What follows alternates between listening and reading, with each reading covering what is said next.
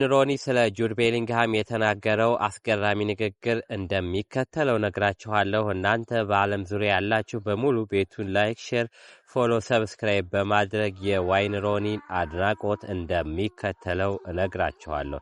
ጁድ ቤሊንግሃም ነገሮች ሲከብዱና ቡድኑ ሲጨነቅ ያንን ቡድን ተሸክሞ የሚያወጣው ተጫዋች ያስፈልግሃል። እንደዚህ አይነት አስቸጋሪ ሁኔታዎች ላይ ሲታሰብ ወደ አይምሮ የሚመጡት ተጫዋቾች ስቴቨን ጄራርድ፣ ሮኪን፣ ጁድ ቤሊንግሃም ብቻ ናቸው ሲል ተናግረዋል። የቀድሞ የእንግሊዝና የማንቸስተር ዩናይትድ አጥቂ ዋይን ሮኒ ቤሊንግሃም ገና በወጣትነቱ በሜዳ ላይ ያለው የመሪነት ብቃት ቡድኑን አስገራሚ ሁኔታዎች ውስጥ የማውጣት አቅሙን ከእንግሊዝ እግር ኳስ ታላላቆች ጋር አነጻጽሮታል። እናንተስ በሮኒ ሀሳብ ትስማማላችሁ? ቤሊንግሃም በአሁኑ ሰዓት የቡድኑ እውነተኛ መሪ ሆኗል ብላችሁ ታስባላችሁ ወይ? እናመሰግናለን።